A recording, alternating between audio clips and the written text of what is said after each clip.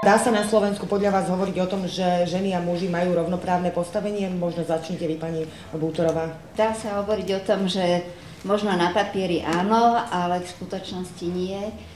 A dá sa to pozorovať vo veľmi mnohých oblastiach takého každodenného života, či už sa to týka rodiny, trhu práce, politiky, vôbec pohybovania sa vo verejnom priestore. Takže asi tak.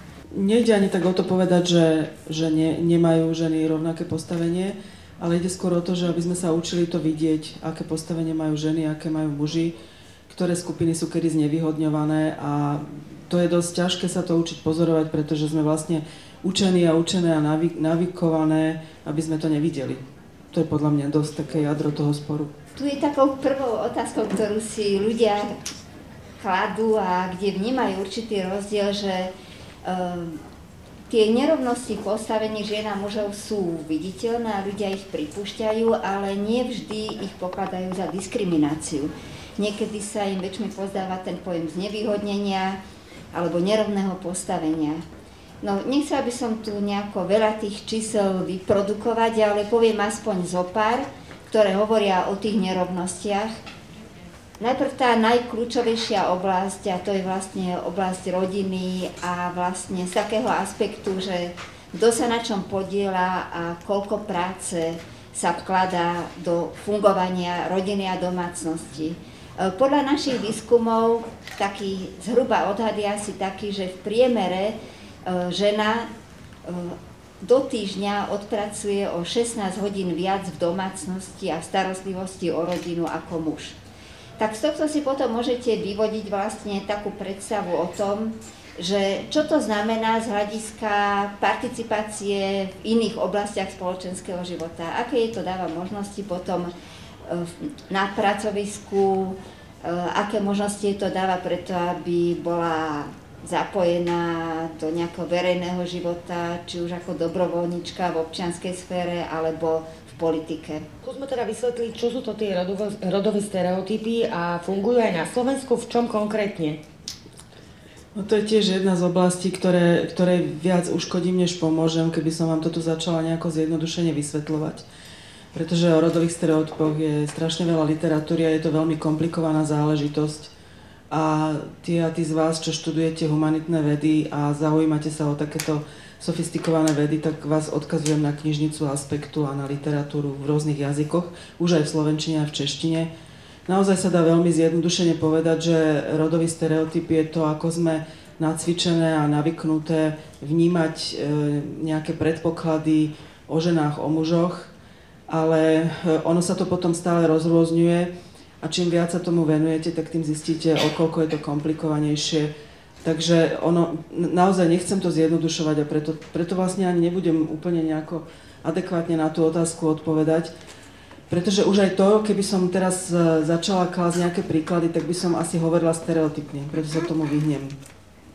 Ale utkvel mi v pamäti jedna taká veľmi dobrá, nie definícia, ale také rozmýšľanie o rodových stereotypoch literárneho vedca Jana Matonohu z Čiech, ktorý hovoril na príklade disidentskej literatúry v Čechách o tom, aká je tá literatúra, nie len táto, ale na tom príklade to hovoril, aká je tá literatúra rodovo stereotypne nasýtená, ako veľmi tam tie rodové stereotypy fungujú, čiže ako sú tam zobrazované ženy a muži a ako ten autor to sám nepripustí, ako to celé prekrie ako taký boj za ľudské práva všeobecné. To je len taký príklad, proste naozaj na každom kroku stretávate stereotypné zobrazovanie žien aj mužov, tak ženám ako aj mužom, deťom, chlapcom, dievčatám to do veľkej miery škodí, ale do veľkej miery nám to aj pomáha sa orientovať vo svete. A je otázka, ako kriticky o tom dokážeme rozmýšľať a ako sa nad tým dokážeme zamýšľať a čo s tým vieme tvorivo robiť.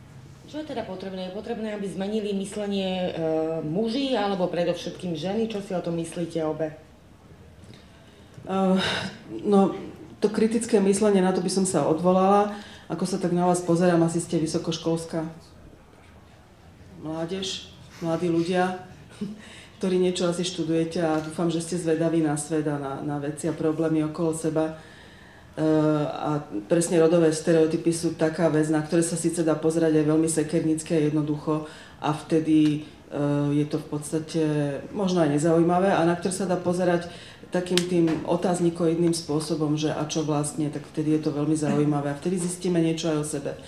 A navyše je tam naozaj ten predpoklad, aby každý z nás mal nejaký vzťah k sebe, aby sme kriticky vnímali aj svoj pocit, svoje postavenie vo svete, svoju výchovu, aby sme vedeli, kto nás formoval, ako, možno prečo, je tam veľká miera možno hnevu a potom aj odpustenia, určite rodičom, určite tým, ktorí nám tie rodové stereotypy odovzdali v dobrom úmysle a možno nám tým poškodili, možno nám tým pomohli.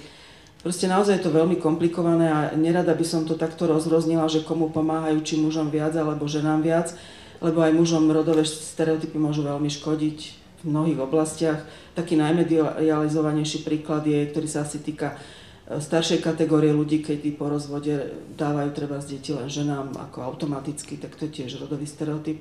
Ale tiež zase, keď to takto hovorím, je to zjednodušenejšie než tá skutočnosť. Takže skôr naozaj nad tým zaujímavejšie poučenie rozmýšľať. Tie stereotypy sú súčasťou kultúry, že je to niečo, do čoho sa mladý človek, dieťa vlastne socializuje, že je to zároveň niečo, čo vykonáva čo je prostriedkom sociálnej kontroly, čiže tlačí to ľudí, aby sa správali určitým spôsobom, vtedy ich to prostredie za to ich správanie, ak je konformné s tými stereotypmi, normami, vtedy ich za to odmenuje, v opačnom prípade ich trestá. A keďže je to záležitosť sociálnej kontroly, tak sú podobným stereotypom vystavené aj ženy, aj muži. A keď ste sa vypýtali na tú otázku, že čie stereotypy treba meniť, ak sa má niečo v tej spoločnosti posúvať k väčšej vyváženosti, rovnosti, k podobnejšej úrovni tých šancí a príležitostí v živote, tak potom tá odpoveď naozaj nie je taká jednoduchá, lebo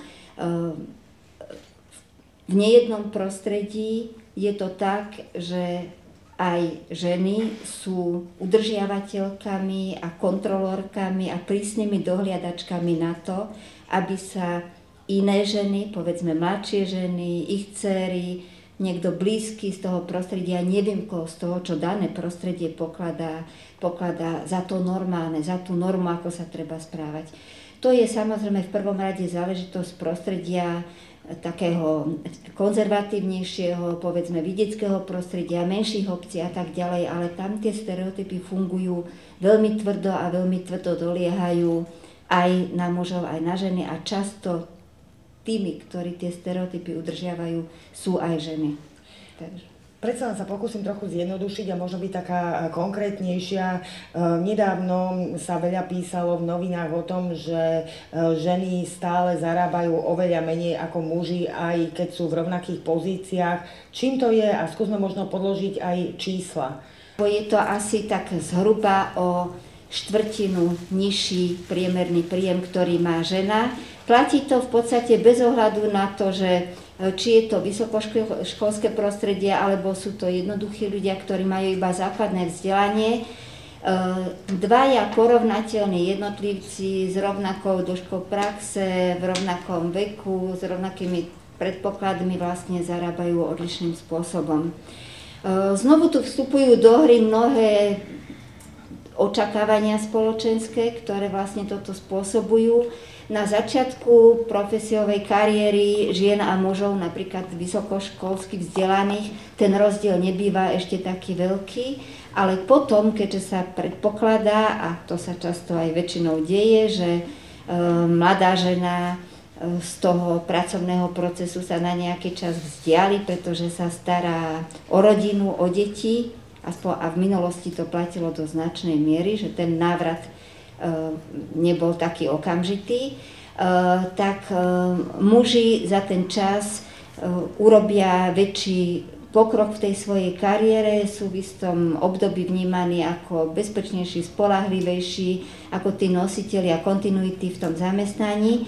A keď sa potom žena vracia, keď si odbaví tieto svoje materské a rodinné povinnosti, tak ten rozdiel mzdový je už značný a je vysoký.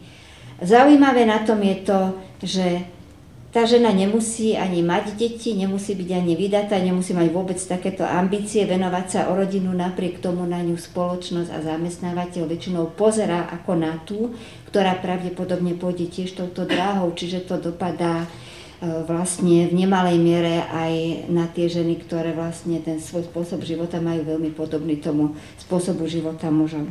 A ešte jedna taká dôležitá vec, že vzhľadom na tento veľký rozdiel príjmový, sa to prenáša potom aj do toho neskoršieho veku, to znamená, že aj výška dôchodku žien tvorí iba zhruba 78% priemerného dôchodku mužov. A keď si k tomu, čiže tá žena je aj trestaná za to, že nemalú časť svojej kapacity venovala neplatenej práci, ktorá je pre spoločnosť mimoriadne dôležitá, na základe ktorej sa tá spoločnosť reprodukuje, udržiava, rozvíja. A keď si k tomu potom pridáte také dôležité trendy, ako je vlastne feminizácia staroby, že ženy sa dožívajú dlhšieho veku, častejšie potom ostávajú sami a k tomu si pridáte potom ten nízky dôchodok, mizerne nízky dôchodok, tak to vytvára potom veľký predpoklad aj pre feminizáciu chudoby vo vyššom veku. Takže to sú také blúdne kruhy. Potom aj tie povolania, ktoré sú feminizované, tak sú vlastne oveľa horšie platené a keďže sú horšie platené, tak sa do nich horšie dostávajú muži a ten cyklus sa uzatvára. Tak to v podstate tiež funguje tak, že ako keby nebolo z toho východiska. Je to povolanie, učiteľské povolanie je takéto evidentne a v Aspekte sme aj vydali knižku o feminizácii učiteľského povolania. Má to aj historické korene, odráža sa to aj na viacerých iných povolaniach. Sú to tie povolania, v ktorých sa odráža taká tá care, čiže starostlivosť, ktorá sa tiež prisudzuje ženám bez ohľadu na to, ktorý jednotlivec alebo jednotlivkyňa by ju v skutočnosti rád alebo rada vykonával, tak je to jednoducho feminizované, zle platené, finančne poddimenzované a tak ďalej povolanie, ktoré tým pádom stráca spoločenský status. A to je tiež na tom zaujímavé, že automaticky to ide ruka v ruke, lebo aj tie neplatené práce, ktoré sú naozaj veľmi dôležité a bez nich sa nedá jednoducho fungovať, tak nielen, že sú neplatené, ale sú považované vlastne za tzv. Špinavé práce. Sú to práce, ktoré robia väčšinou ženy a tým pádom sú aj spoločensky horšie hodnotené a majú takéto mínusové znamienko a zase sa ten cyklus uzatvára. Je mnoho prostredí, kde pracujú skôr čisto ženské kolektívy, alebo prevažne ženské kolektívy, alebo prevažne mužské. Vlastne ľudia síce vnímajú tú veľkú rodovú tú nerovnosť v odmeňovaní, na tej všeobecnej úrovni to v podstate vychádza ako jeden z najvážnejších problémov, ktorý aj vo výskumoch ľudia uvedú ako teda prejav nerovnosti, ale na tom svojom vlastnom pracovisku si to nejako tak ani nevnímajú a vidia preto väčšinou aj veľa dôvodov, prečo to tak je.